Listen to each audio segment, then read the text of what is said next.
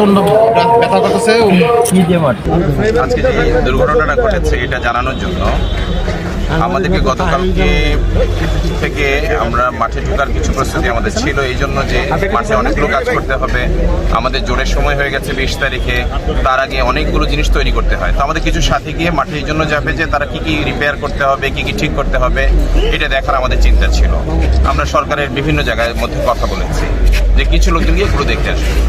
এই অবস্থার মধ্যে আমাদেরকে রাত্রে থেকেই অ্যাডমিনিস্ট্রেশনের লোকজন ফোন দিলেন, টপ লেভেল থেকে ফোন দিলেন এবং অনুরোধ করলেন যে আমাদের এই ছোট্ট সংখ্যাটাও যেন না যায়, যেহেতু আমাদের 5 দিনের জোর 20 তারিখ থেকে করার এবং আমাদেরকে মাঠ ব্যবহার করার সরকার অনুমতির অফ দ্য রেকর্ড পারমিশন দিয়ে দিয়েছেন এবং অফিসিয়াল আমাদেরকে পারমিশন দেবেন, এটা ফাইনালাইজ হয়েছে। সেই কারণে আমাদেরকে ওনারা অনুরোধ করলেন যে আপনাদের এই কয়েকজন মানুষও যাবার দরকার নেই। আমরা প্রথমে গেলাম ডিসি গাজীপুরের কাছে, ওনাকে বললাম আমরা মাঠে ঢুকবো না, এবং আমরা আসলাম হচ্ছে পুলিশের ডিসি মহোদয় মিস্টার নাসিরের এখানে। মিস্টার নাসির ছিলেন, এডিসি মিস্টার হাফিজ ছিলেন এবং উত্তরা পশ্চিম থানার ওসি ছিলেন মিস্টার হাবিব ইস্কান্দার। তো তিনজনে ছিলেন সেখানে। আমরা ওনাদেরকে নিশ্চিত করলাম যে আমাদের কেউ ঢুকবে না ততক্ষণে প্রায় 1:45 মতো বাজে বলে ওনাদের সাথে আমরা খুব সৌহার্দ্যপূর্ণ পরিবেশে ওনাদেরকে অ্যাসিওর করলাম যে আপনারা যতক্ষণ না জানাচ্ছেন আমরা মাঠের মধ্যে ঢুকবো না বলে আমরা ওখান দিয়ে একটা চিকন রাস্তা আছে ডিসি মহোদয়ের অফিসের ঠিক উল্টো দিকে, সেটা দিয়ে আমরা উঠলাম ঢাকা ময়মনসিংহ রোডে। সেখান থেকে কামারপাড়া দিয়ে এখানে চলে আসতে আমাদের জন্য অনেক সহজ না, আমাদের অনেক ঘুরে যেতে হবে। আসার পরে আমরা মাইক্রোতে 6 জন ছিলাম, আমাদের এক সাথী ভাই গাড়ি চালাচ্ছিলেন। তো ওনারা আমাদেরকে দেখে সাতপন্থী, সাদিয়ানি ইত্যাদি নানান শব্দ, আমাদের গাড়ির সব গ্লাস তোলা ছিল, ইত্যাদি নানান শব্দ তুলে আমাদের উপরে হামলে পড়লেন।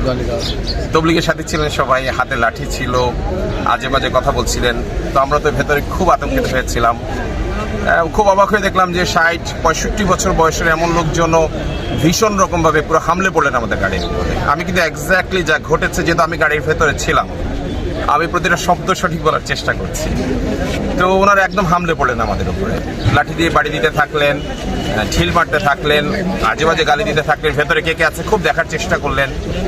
তারপর ওনারা বাড়ি দিতে শুরু করলেন। ইতিমধ্যে আমরা পুলিশকে ইনফর্ম করলাম, র্যাবকে ইনফর্ম করলাম। আসতে তো সময় লাগে, কিন্তু আপনাদের মাধ্যমে আন্তরিক কৃতজ্ঞতা জানাই পুলিশ প্রশাসনের প্রতি, যে আমার মনে হলো যে ডিসি মহোদয় আর এডিসি মহোদয় যে জায়গাটাতে আমরা রেখে আসলাম ওনাকে, ওনার অফিসে, সেখান থেকে এখানে আসতে কমপক্ষে 10 মিনিট লাগা উচিত, কিন্তু 3-4 মিনিটের মধ্যে মনে হলো যে তারা উড়ে আসলেন আমাদের ফোন কল পেয়ে। ওসি নিজে দাঁড়িয়েছিলেন, ডিসি মহোদয় নিজে দাঁড়িয়েছিলেন, মিস্টার নাসির, মিস্টার হাফিজ, এডিসি দাঁড়িয়েছিলেন। তারা 3 জন আমাদেরকে সেভ করার চেষ্টা করলেন, কিন্তু আমাদের মৌলভী সাহেবরা ওনাদের কথা শুনতেই চাইলেন না, পাত্তা দিলেন না। মিস্টার নাসির ডান হাতে খুব ব্যথা পেয়েছেন তিনি। আমাদের গাড়ি তারা আটকে বাড়ি দিতে থাকলো, উত্তেজিত হতে থাকলো, এক পর্যায়ে গ্লাস ভেঙে ফেললো। পেছনে গ্লাস ভেঙে আমার ডান পাশে দাঁড়ানো ভাই আতাউর রহমান, ওনার কান থেকে একটু আগে কটন বাড দিয়ে রক্ত বের করলাম, কাঁচ বের করলাম।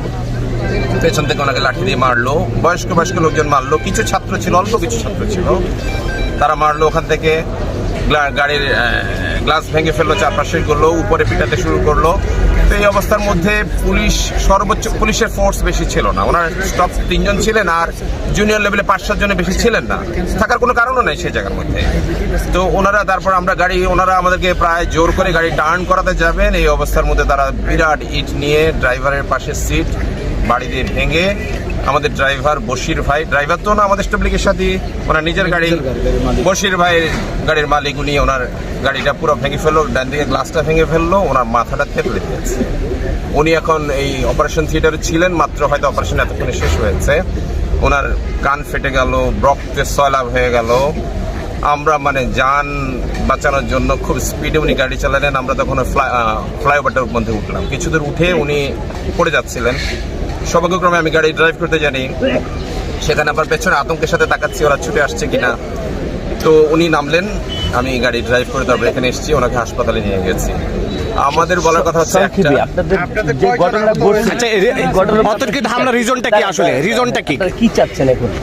আমরা চাই তো আমাদের তবলিগের মুসলমান ভাইরা শুধরে যায়। এটা মুসলমানের কাজ না, এটা তবলিগের কাজ না, এটা হচ্ছে 1 নম্বর কথা। আমরা চাই যে তারা তাদের মতো তাদের এসব আচরণ বদলে ফেল, মানুষকে রাস্তার মধ্যে আমি যদি সঠিক বাংলায় বলতে চাই, হায়নার মতো ঝাঁপিয়ে পড়া আমাদের উপরে, কোনো রকম অপরাধ ছাড়া, কোনো রকম উস্কানি ছাড়া। আমরা যদি মাঠে উকি ঝুঁকি মারতাম, মাঠের গেইটে যেতাম, বা তাদেরকে কোনো রকম ডিস্টার্বের চেষ্টা করতাম, তাহলেও না হয় এটা মানার একটা চেষ্টা করা যেত। কিন্তু কোনো রকম উস্কানি ছাড়াই আচরণ একদমই অবশ্যই। আপনি তো ছিলেনই তখন রুমের মধ্যে, আমরা তো মজা করে ওখান থেকে বেরিয়ে আসলাম। আমরা জোর করবো, আমরা 5 দিনের জোর করবো। আমাদের আমরা 5 দিনে জোর করবো ইনশাআল্লাহ। 20 তারিখ থেকে 24 তারিখ আমাদের তারিখ আছে। আমরা 5 দিনে জোর করবো। সরকার যেরকম করে আমাদেরকে বলেছেন যে আমরা সেটার জন্য অপেক্ষা করছি। আমরা পুরো দেশের সব সাথীরা এখন সরকারের দিকে তাকিয়ে আছি। এই ঘটনার পরে সরকার কি করে আমরা দেখতে চাই।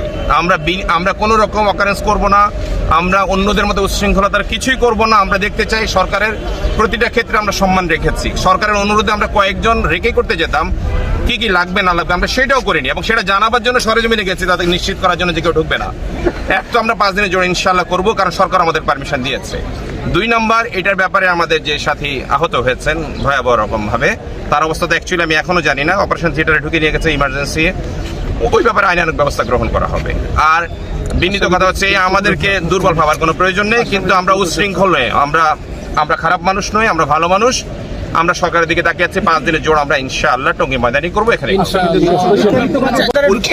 আমরা পুলিশের ডিসি মহোদয়ের যে জড়িত ছিল থানা থেকে আমরা বেরিয়ে চিকন রাস্তা দিয়ে কামারপাড়া রোড দিয়ে এখানে আসবো।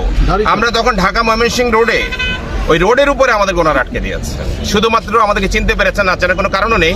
আমাদেরকে শুধু চিনতে পেরে, অন্য গাড়িগুলো কিন্তু নিরাপদে যাচ্ছিল, শুধু আমাদের গাড়ি চিনতে পেরে তারপর আমাদের উপরে হামলা করে।